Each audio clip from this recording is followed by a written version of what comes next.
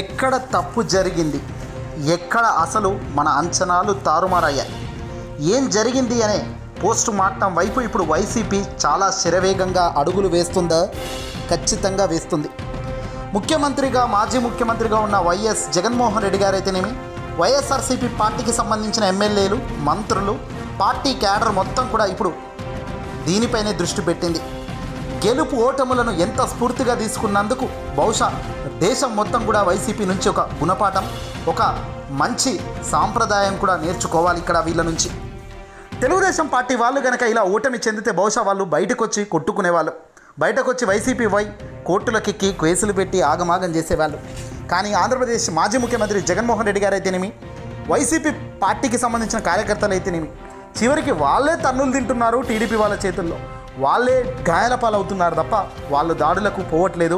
వాళ్ళు line cross చేసే అడుగులు ముందుకు వేయడం లేదు. ఇది డిసిప్లిన్ అంటే అనేటట్టుగా వాళ్ళు తయారయ్యారు. దాని తగ్గట్టుగా అడుగులు వేస్తున్నారు. అయితే ఇప్పుడు ఓటమి ఎందుకు మన వైపు వచ్చింది, మనం చేసిన అసలు మిస్టేక్స్ ఏంటి అనే దానిపై ఇప్పుడు అంతా కూడా లోతుగా విశ్లేషించుకుంటున్నారు. రాబోయే కాలంలో ఎలాంటి అడుగులు ముందుకేయాలి అనే దానిపై కూడా కసరత్తులు ప్రారంభించారు. తాజాగా జగన్మోహన్ రెడ్డి గారు చాలా యూనిక్గానే ముందుకెళ్తుంటారు. ఏ రాష్ట్రంలో ఎవరు చేయని ఒక కొత్త స్కీములను తాను ఆ రాష్ట్ర వ్యాప్తంగా తాను సీఎంగా ఉన్నప్పుడు తేవడం అయితేనేమి, డిసిషన్ మేకింగ్లో తాను గుణాత్మకమైన మార్పులు తెచ్చే ప్రయత్నం చేయడం అయితేనేమి, ఇలా ప్రతి దాంట్లో ఒక వ్యూహం, ఒక ఆలోచన, ఒక మంచి ఇవన్నీ కూడా ఉంటాయి. ఇప్పుడు కూడా చాలా యూనిక్గానే మళ్ళీ అడుగులు వేయబోతున్నట్టుగా తెలుస్తుంది. సంచలన స్టెప్స్ తీసుకునేందుకు ఏమాత్రం జగన్ వెనకడుగు వేయరట. ఇక చంద్రబాబు నాయుడు గారు ఈ నెల 12వ తారీఖున ప్రమాణ స్వీకారం చేస్తారు అంటూ వార్తలు వస్తున్నాయి. చంద్రబాబు నాయుడు గారు రాష్ట్ర ముఖ్యమంత్రిగా ప్రమాణ స్వీకారం చేసిన అనంతరం జగన్మోహన్ రెడ్డి గారు సైతం తన యాక్టివిటీని రాష్ట్ర వ్యాప్తంగా పెంచుకునే ప్రయత్నం చేయబోతున్నట్టుగా సమాచారం అందుతుంది. ఇప్పటికే తాను వైఎస్ఆర్సీపీ పార్టీకి సంబంధించిన కేంద్ర కార్యాలయం షిఫ్ట్ చేస్తున్నారట. పూర్తిగా కార్యాలయం మార్చడంతో పాటు అలాగే సిబ్బందికి ఒక దిశానిర్దేశం ఇస్తూ ఒక సంచలన అడుగులకు సిద్ధం కాబోతున్నారట జగన్మోహన్ రెడ్డి గారికి సంబంధించిన పార్టీ క్యాడర్ అంతా కూడా. ఇప్పటికే క్యాడర్ మొత్తం కూడా అంతర్మదనం చేసుకోవడంతో పాటు వాళ్ళంతా కూడా నిజాలేంటి, జగన్ వద్ద దాచిన అంశాలేంటి అనేది కూడా బయట పెడుతున్నారు. వైసీపీకి సంబంధించిన ఎమ్మెల్యేలు సైతం అసలు వాస్తవాలు ఎక్కడ ఏం దారి తప్పాయి అనే దానిపై కూడా దృష్టి పెడుతున్నారు. ఏంటి అంటే వైఎస్ జగన్మోహన్ రెడ్డి గారు కూడా ముందు నుంచి కూడా ఒక పక్కా ప్లాన్తో ముందుకు అడుగులు వేశారు. తాను సంక్షేమం ప్రజలకు ఇవ్వడం అయితేనేమి, పేద ప్రజలకు మాట అంటే నిలబెట్టుకునేటట్టు ఉండాలి. మనం ఏదైనా చెబితే అబద్ధాలు చెప్పడం చేత కాదు, మనకు అబద్ధాలు చెప్పకూడదు, అలా చెప్పి అధికారంలోకి వచ్చినా వేస్టే అని ఒక మొండిగా నిజాయితీగా నిలబడడం జగన్ చేసిన మిస్టేకా అంటే ఇప్పుడు పార్టీకి సంబంధించిన ముఖ్య నేతలు చంద్రబాబు అబద్ధాలు చెప్తేనేమి గెలవడం అయితే గెలిచాడు కదా అంటున్నారు. ఇక్కడ నిజాయితీ ఓడిపోయింది, అబద్ధం గెలిచింది అంటున్నారు అంతా కూడా. ఓడినా గెలిచాడు జగన్ అంటున్నారు చాలామంది. ఎలాగా అంటే మంచి చేస్తూ మీ ఇంటికి మంచి జరిగి ఉంటేనే నాకు ఓటు వేయండి అని ఓడిపోవడం అంటే ఇంతకన్నా దేశ చరిత్రలో ఏ రాజకీయ నాయకుడు ఇంత మంచిగా ఉంటాడో చూడండి అంటున్నారు. వాస్తవానికి అది నిజమే. ఇక ప్రమాణ స్వీకారం చంద్రబాబు నాయుడు ముఖ్యమంత్రిగా చేసిన తర్వాత జగన్ స్ట్రాటజీ ఏంటి, ఏ సబ్జెక్టుపై తన బాణాలు ఉంటాయి, ఏ సబ్జెక్టుపై తన ఆలోచన ఉంటుంది, పార్టీ ఎలా ముందుకు వెళ్తుంది అనేది కూడా అప్పుడే మనకు స్పష్టంగా తెలుస్తుందనే సమాచారం అయితే అందుతుంది. ఇక మరొకటి, తెలుగుదేశం పార్టీ గతంలో ప్రచారం చేసిన ల్యాండ్ టైటిలింగ్ యాక్ట్ చాలా వరకు ప్రజలను పూర్తిగా ఆందోళనకు గురి చేసింది. తద్వారా మా భూములు ఎక్కడ పోతాయో అన్నట్టుగా చంద్రబాబుకు చివరి నిమిషంలో ఓట్లు వేసినట్టుగా కూడా మనకు అనేక మంది సమాచారం ఇస్తున్నారు.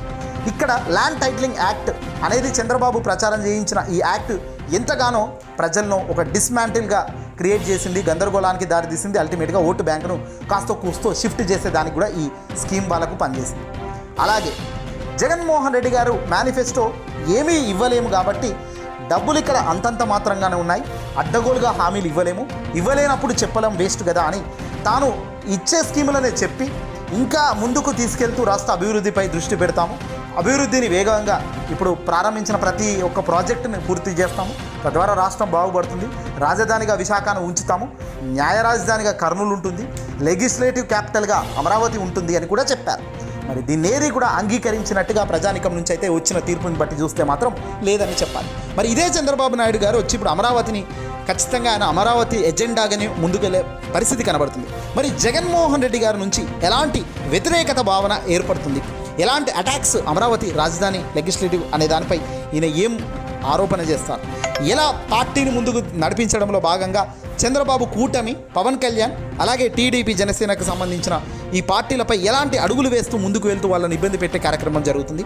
చంద్రబాబు చేసిన సూపర్ 6 అయితేనేమి దాదాపుగా 25 హామీలు గొప్పగా చెప్పుకొచ్చారు చంద్రబాబు నాయుడు గారు. మరి ఆ హామీలను అమలు పరిచే విధానంలో లోపాలను ఎలా జగన్ ప్రజలకు వివరిస్తారు, ఎలా ప్రజల క్షేత్రంలోకి తాను ఎలా అడుగులు వేస్తారు. గతంలో చంద్రబాబు నాయుడిని ఎదిరించేందుకు జగన్ ఏకంగా పాదయాత్ర చేశారు. గొప్పగా సాగిన పాదయాత్ర ఏకంగా ఘన విజయం సాధించి పెట్టింది. మరి ఇప్పుడు అదే స్ట్రాటజీ అయితే ఇంప్లిమెంట్ చెయ్యబోరు అనే సమాచారం అందుతుంది. మళ్ళీ పాదయాత్రలు మళ్ళీ అలాంటివి కాకుండా ఒక డిఫరెంట్ యాంగిల్లో మీటింగ్స్ పెట్టడం, ప్రజలను నేరుగా మాట్లాడేటట్టుగా వాళ్ళకు బాగా టైం ఇవ్వడం, ఒక్కొక్క ప్రజానికం నుంచి తాను మాట్లాడుతున్న ఫీడ్బ్యాక్ను తీసుకొని తాను ఇంప్లిమెంట్ చేయడం లాంటివి జగన్ చేయబోతారా అంటే ఖచ్చితంగా ఇది చేసే అవకాశాలు కనబడుతున్నాయి. ఎందుకంటే గతంలో జగన్మోహన్ రెడ్డి గారు ఎన్నికల ప్రచారంలో భాగంగా తాను ముఖాముఖి కార్యక్రమాలు పెట్టాడు. ఈ ముఖాముఖి కార్యక్రమాల ద్వారా కాస్తో కూస్తో సమాచారం చాలా అందింది. కొంచెం వ్యతిరేకత భావన ఉన్న ప్రజలు సైతం ముందుకొచ్చి, అన్న మీరంటే నాకు ఇష్టం, మీకు ఓటేస్తాను, కానీ జరిగే అన్యాయం ఇలా ఉంది, మీ దాకా రావాలంటే కష్టంగా ఉందని ఒక మహిళ చెప్పిన మాట మనకు గుర్తే ఉంది. ఇదిగో ఇలాంటి ఘటనలు జగన్మోహన్ రెడ్డి గారు ఎక్కువగా ఇప్పుడు స్వీకరిస్తారు. ముఖ్యమంత్రిలా ఉన్నప్పుడు కొందరు నేరుగా సమస్యలు జగన్ దాకా పోకుండా అడ్డుకట్టలు వేశారు అనే వ్యతిరేకతగా వచ్చింది, అది వాస్తవం. ఎమ్మెల్యేలు ఒక సమాచారం చెబితేనే ఆ సమాచారం జగన్ దాకా పోలేదు అంటున్నారు. అక్కడ మధ్యలో ఉన్న ఒక డిస్టర్బెన్సెస్ వల్ల అక్కడి దాకే ఆగిపోయిందని, అది చాలా నష్టం తెచ్చింది పార్టీకి, గవర్నమెంట్ పరంగా అక్కడ దెబ్బ కొట్టింది అంటున్నారు. మరి దీన్ని చెక్ పెట్టే దిశగా జగన్ ఆలోచిస్తున్నట్టుగా సమాచారం అంది. సోషల్ మీడియాను మరింత విజృంభించి బ్రహ్మాండంగా మంచి కార్యక్రమాలు గతంలో వీళ్ళు చేసిందేంటి, ప్రస్తుత ప్రభుత్వం చేస్తున్నది ఏంటి, చేయాల్సిందేంటి అనే దానిపై కూడా ఒక నిశితమైన ఎప్పటికప్పుడు సోషల్ మీడియాను వాడుకొని సోషల్ మీడియాతో ద్వారా ప్రజానికం వైపు జగన్మోహన్ రెడ్డి గారు బ్రహ్మాండంగా ముందుకెళ్తారు. ఒక మాస్ అటెన్షన్ను మళ్ళీ జగన్ పెంపొందించుకునే దిశగా ఈసారి అడుగులు పడతాయి. ఎప్పుడైతే చంద్రబాబు నాయుడు గారిగా ఈ నెల 12వ తారీఖున ప్రమాణ స్వీకారం చేస్తారో, ప్రమాణ స్వీకారం చేసిన అనంతరం జరిగే కార్యక్రమాలు ఇవన్నీ కూడా జగన్మోహన్ రెడ్డి గారు చాలా యాక్టివిటిస్ట్గా ముందుకెళ్తారు. గడిచిన 6 నెలలు చాలా తక్కువగానే ప్రోగ్రామ్స్ ఉన్నప్పటికీ ఒక 6 నెలల తర్వాత మాత్రం చాలా డోసులు పెంచుతారు. ప్రతి 6 నెలలకు ఒక రివ్యూ మీటింగ్లు, 6 నెలలకు ఒక కమిటీలను ఏర్పాటు చేయడం, ప్రతి కమిటీ నుంచి వాళ్ళ ఇన్ఫర్మేషన్ని సెక్యూర్ చేయడం, ప్రజల అభిప్రాయాలు ఏంటి, ప్రజలు ఏం కోరుకుంటున్నారు, ప్రజలకు ఏం రావట్లేదు అనే దానిపై నిశితంగా ఎప్పటికప్పుడు ఒక డాటా వచ్చేందుకు ఒక సపరేట్ ఒక బృందాన్ని జగన్మోహన్ రెడ్డి గారు కొత్తగా ఏర్పాటు చేయబోతున్నట్టు తెలుస్తుంది. తాను నమ్మిన సిద్ధాంతంపై తాను నిలబడ్డమే కాదు, కష్టం వచ్చినప్పుడు ఎంత బలంగా నిలబడి ఎలా నిలదొక్కుకోవాలని కూడా ఆయనకు కొత్తేమీ కాదు. గతంలో 16 నెలలు జైల్లో పెట్టినప్పుడే నిక్కస్సుగా పులి మాదిరిగా బయటకు వచ్చి విజయం సాధించిన వ్యక్తి జగన్. సో ఇంత ప్రజాదరణ పొందిన తర్వాత, ముఖ్యమంత్రిగా 5 ఏళ్ల పరిపాలన చూసిన తర్వాత బహుశా ఈ కాన్ఫిడెన్స్ ఆయనకు 10 రెట్లు ఇంకా పెంచే ఉంటుంది తప్ప, పెరిగే ఉంటుంది తప్ప తగ్గేదే లేదన్నట్టుగా ఉంటుంది. ఏదేమైనప్పటికీ కూడా జగన్మోహన్ రెడ్డి గారు మాత్రం ఈ ఓటమిని చాలా సీరియస్గా తీసుకుంటారు. జనరల్గా ఆయన ఓటమిని అంగీకరించరు. ఎందుకంటే గెలుపు దిశగా అడుగులు వేసేందుకే 100% పనిచేస్తారు. పనికి తగ్గ అట్టుగానే ఫలితం ఉండాలి కదా అని ఆశిస్తారు. కానీ పనికి వచ్చిన ఫలితానికి చాలా తేడా ఉండడమే ఆయన అసలు తట్టుకోలేకపోయారు. కానీ ఎక్కడ మిస్టేక్ జరిగింది అనే విషయం అయితే జగన్మోహన్ రెడ్డి గారి దగ్గరికి అయితే ఇప్పటికే ఆ సమాచారం వెళ్ళింది.